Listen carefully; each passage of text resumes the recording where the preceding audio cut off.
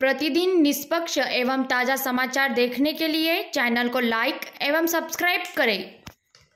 रामदेव बाबा सेवा समिति की ओर से आज कामठी में जूनीओली स्थित दीवान मंदिर से रामदेव बाबा की पैदल गुणगान ध्वजा यात्रा बापजी तेजराज जैन की प्रमुख उपस्थिति में निकाली गई।